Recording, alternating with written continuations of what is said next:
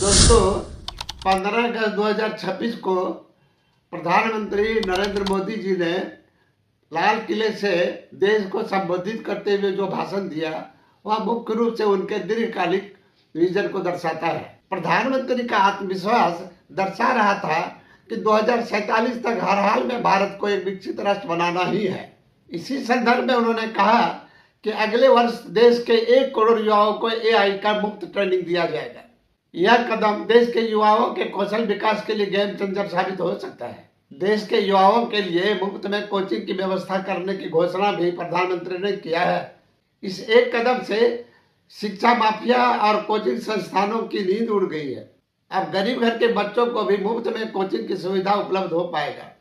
इससे देश भर में कोचिंग के लिए शिक्षकों को भी रोजगार मिल पाएगा। ये एक बड़ी उपलब्धि होगी। प्रधानमंत्री ने देश में सेमीकंडक्टर के उत्पादन क्षमता बढ़ाने की भी बात कहा है। प्रधानमंत्री ने 2047 तक 100 गीगावाट परमाणु क्षमता हासिल करने का भी लक्ष्य रखा है। देश को अंदर से कमजोर करने वाली ताकतों के लिए प्रधानमंत्री ने दिमागी नक्सली शब्द का इस्तेमाल किया है और इससे उन लोगों के बीच बेचैनी बढ़ गई है। प्रधानमंत्री ने लोगों से अपील की है कि ऐसे तत्वों से सावधान रहें। इसके जवाब में पूर्व वित्त मंत्री पी चिदम्बरम ने कहा है कि मुझे दिमागी नक्सली होने पर गर्व है। आजादी के बाद पहली बार लाल किले के प्राचीर से वंदे मातरम के पूरे गाने को गाया गया। यह वंदे मातरम के 150वां साल पूरा होने के उपलक्ष्य में गाया गया और सरकार ने कानूनी प्रावधान कर दिया है कि अब हर हाल में पूरे गाने को गाया जाएगा। दुर्भाग्य है कि 15 अगस्त 2047 के इस बड़े आयोजन में कांग्रेस के सोनिया गांधी, राहुल गांधी, प्रियंका गांधी और खड़गे जी उपस्थित नहीं हुए। इन्होंने कांग्रेस कार्यालय में ही झंडोत्तोलन का कार्यक्रम रखा और वहां एक बड़ा विवाद इन्होंने खड़ा कर दिया। जब राष्ट्रीय गान गाया जा रहा था तो सोनिया गांधी ने बीच में ही उसको रुकवाने का प्रयास किया और इस बीच खड़गे और राहुल गांधी भी उनके साथ हो लिए और गाना छोड़ के बीच में ही बातचीत करने लग गए। जब बीजेपी ने हंगामा करना शुरू किया तो जयराम रमेश ने यह कहके इनको बचाने का प्रयास किया कि खड़गे जी के लिए कुर्सी की व्यवस्था करने के लिए ये सब बातें हो रही थी।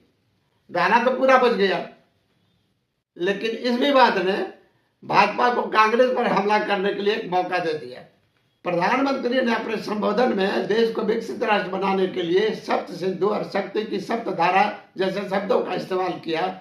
ऋग्वेद में सप्त सिंधु का मतलब 7 नदियों के क्षेत्र से है। प्रधानमंत्री ने इसे 7 प्रमुख आर्थिक कॉरिडोर के रूप में रेखांकित किया है। साथ ही डिजिटल लिंक और समुद्री मार्गों के नेटवर्क को भी इसमें शामिल किया है। प्रधानमंत्री का यह नया नैरेटिव यह दिखाता है कि सरकार अब सिर्फ तात्कालिक समस्याओं के समाधान तक सीमित नहीं रह सकता है, बल्कि वह दीर्घकालीन नीतियां और भविष्यवादी नीतियों को भी बना रही है। लेकिन इसके लिए सरकार को नौकरशाही की सुस्ती को तोड़ना पड़ेगा ताकि सरकार जो नीतियां बनाए वो जल्द से जल्द जमीन पर उतारा जा सके।